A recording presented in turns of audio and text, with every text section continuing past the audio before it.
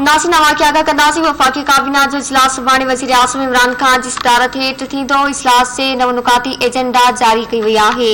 वफ़ाक़ी काबीना जे इजलास में महांगाई, खाधे पीते जे शयुनि में इज़ाफ़े, मुल्क जे मौशी ऐं सिक्योरिटी सूरतहाल ते गौर वीचार कयो वेंदो। काबीना इक़्तिसादी राब्ता कमेटी जे फ़ैसिलनि जी बि तौसीक़ कंदी। काबीना मैनेजिंग डायरेक्टर NDDCL जी मुक़ररी में उबरी वाद जी मंज़ूरी ॾींदी। अवां खे आगाह कई पिया। वफ़ाक़ी काबीना जो इजलास सुभाणे वज़ीर आज़म इमरान ख़ान जी सदारत हेठि थींदो। इजलास जे नव नुकाती एजेंडा जारी कई वई आहे। वफ़ाक़ी काबीना जे इजलास में महांगाई, खाधे पीते जे शयुनि में इज़ाफ़े, मुल्क जे मौशी ऐं सिक्योरिटी सूरतहाल ते गौर वीचार कयो वेंदो। काबीना इक़्तिसादी राब्ता कमेटी जे फ़ैसिलनि जी बि तौसीक़ कंदी। काबीना मैनेजिंग डायरेक्टर NDDCL जी मुक़ररी में उबरी वाद जी मंज़ूरी ॾींदी।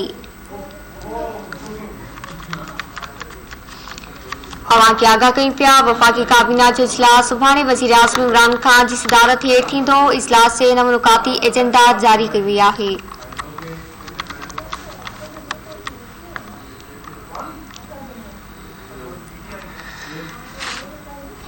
नासिर वज़ीर आज़म इमरान ख़ान चयो आहे त अल्लाह पाक जे आख़िरी नबी हज़रत मोहम्मद सल्लल्लाहु अलैहि वसल्लम पंहिंजे किरदार सादिक़ ऐं अमीन सां इख़्लाक़ियात जो मयार बुलंद कयो। समाजी राब्तनि वारी वेबसाइट ट्विटर ते जारी कयल बयान में इमरान ख़ान चयो त इख़्लाक़ियात जो मयार बुलंद करण बाद असीम रियासत मदीनो पाक वजूद में आई।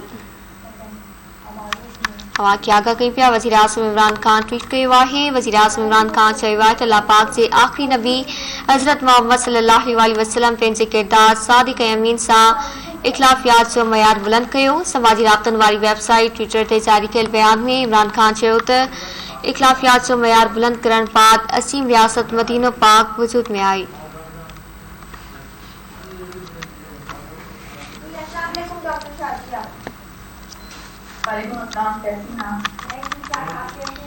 अवां खे आगाह कई पिया। वज़ीर आज़म इमरान ख़ान समाजी राब्तनि वारी वेबसाइट ते ट्वीट कयो आहे। वज़ीर आज़म इमरान ख़ान चयो आहे त अल्लाह पाक जे आख़िरी नबी हज़रत मोहम्मद सल्लल्लाहु अलैहि वसल्लम पंहिंजे किरदार सादिक़ ऐं अमीन सां इख़्लाक़ियात जो मयार बुलंद कयो।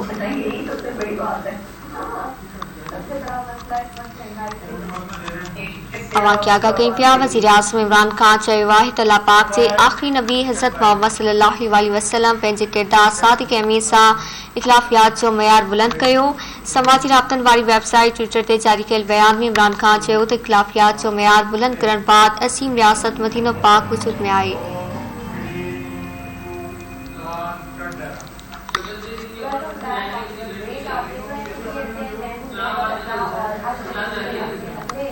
मौजूद की तरफ बात करेंगे महंगाई की, जिससे इस वक्त सबसे बड़ा मुद्दा है और